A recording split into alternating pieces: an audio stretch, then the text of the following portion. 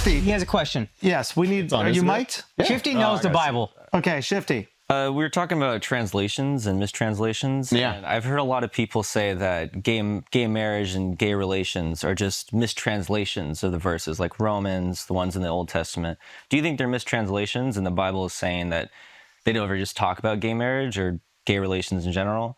Or do you think that they're mistranslations? Yeah, so the accusation is usually that the word homosexuality it gets incorporated into the Bible in like the modern era. So the words in Hebrew in the Old Testament Leviticus, Paul, particularly in 1 Corinthians 7, plays off of what the Greek translation of the Old Testament has and uses this word arsinokoites, which literally means to lie down a man with a man. And so I think it's not a mistranslation because the concept is there. Like what it's talking about is not obscure. It might be controversial, but it's not obscure in the Hebrew and Greek. The accusation is usually that it's not talking about like same-sex sex. It's talking about something like men sleeping with boys or temple prostitution. Yeah. I don't think you can really rationalize that. There's a guy named Robert Gagnon. That's your last name. Yeah. Robert Gagnon.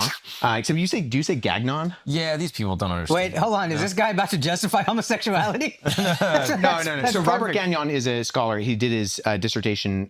He taught at Princeton for a while on this, like the linguistic and cultural context of homosexuality in the Bible. So his is kind of like the volume. So he goes through all this stuff. Why are you laughing at that? And talks about. Because Mark comes from a long line of people. You got him right. Long line of croissants. We just call them croissants. Yeah, we just call them croissants. Yeah, exactly. Okay, yeah. So he's a croissant historian, and then what did he find out? Well, these concepts are like if you went back to Moses and you had two dudes and said, we want to get married, Moses is like, for what? What? He would say, for what? Yeah. Well, that wouldn't be, he'd be like, that's not what marriage is. Yeah. Yeah. So it's not like, it's just because the word homosexuality exists now in English doesn't mean that the concept isn't there back in the day within the Bible. Yeah. So within the Bible, it was frowned upon, even like whatever translation, whatever contextually. Okay. Yeah. Okay. So what happens? Are you guys done with the gay stuff, or? Okay. So what happens? So after Jesus comes back, what do his disciples go do? Do they go separate? They go around the world, right? And they're going to spread the gospel. Well, they hide because they think their movement's done. They think their leader's dead. That's kaput. And so. But then he comes back. Yeah, so that's what changes their mind. So that's what when they go from 11 scared disciples because Judas killed himself in the upper room to then going out and being willing to actually lose their life for this proclamation is because Jesus shows up and he's like, and then teaches them for 40 days. Oh, so they do another 40-day stint. They do another 40 days with Jesus. Right. That's So that's what Luke talks about. That this 40-day period, and then you have the Mountain of Ascension. He goes back, and then they spread out. Well, first they go back to Jerusalem and start preaching that at ground zero where it happened, which if you were trying to make it up, you wouldn't go back to the place where everybody saw the guy killed and say like, he's resurrected, the tomb's empty. Like you go somewhere else. And people check the tomb and it's empty. Yeah, I mean, they would have, right? So that's a bar that I've seen a bunch of pastors on TikTok use. It's fire. It's like the tomb is empty. No, it's if you look in Muhammad's tomb, he's in there. If you look at Moses' tomb, he's in there. If you look at my God's tomb, it's empty. It's fire. Yeah. And then they start getting. It's good. It's good. I've just heard it before, so it's all there. Yeah. That's all it takes to convert this guy. They don't make any sense. I know, but it's just they're getting me gassed up, man. He's still dead in the tomb. Yeah. Jesus ain't there. He ain't there. Yeah. And then Stephen is the first martyr, and he gets killed.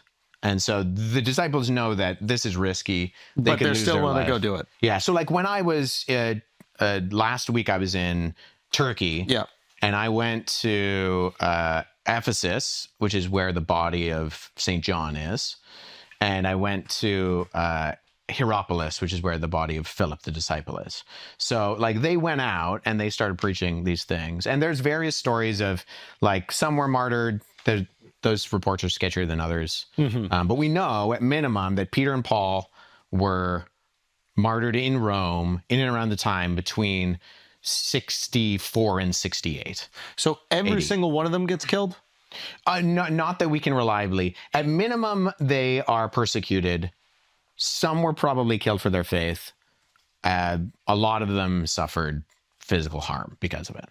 And the idea is that they all have disciples as well. The religion continues to grow. Yeah. And you see a difference in the religion from certain areas, right? When do we have like the Orthodox Church and the Catholic Church separate? Well, that's in like that's 1,000 years after. Yeah, but it takes time for those beliefs to separate. And what is the true one?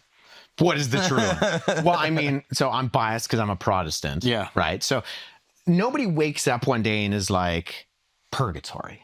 We all believe that now, right? Like there's a slow fade for these traditions that develop over time. And so it's not like it. So if you talk to Roman Catholics, they, it's the 2,000-year-old church.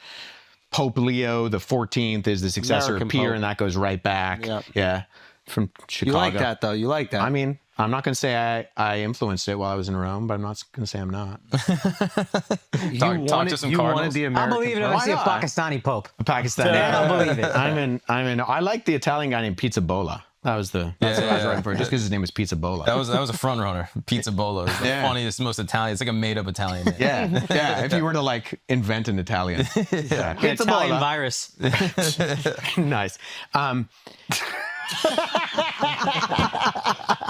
Don't you want Trump saying Pizza Bola though? Yes, I do. It's a Pizza Bola. Oh, That's Pizza great. Bola. Okay, so tell me. So the East and the West split. Yeah. Over, I mean, there's language divisions, Latin and Greek, and all sorts of things. And then they ultimately disagree on the formulation. There's a bunch of things that happen, but on the formulation of the Nicene Creed, where does the Spirit proceed from the Father? So there's a bunch of things that go on, but they eventually excommunicate each other. Interestingly enough, under a Pope Leo. Wow. So here we go. Run it back. And then Pope Leo. But how different are the religions at the time? And is there enough communication between the different factions to maintain one like singularity of belief? Like there is a printed book at the time. There is one story. Yeah. Yet the Roman Catholics have a pope and the Orthodox do not. Right. And so I would imagine there's infighting here. I would imagine there's like, I don't want to say like blasphemy thrown around, but I imagine like. Well, they excommunicate each other. They excommunicate. And in what year does that happen? I don't know, give it a goog. Which 1,000. So we're pretty deep into the excommunication. Yeah, we're 1,000 years afterwards. Got it. Yeah.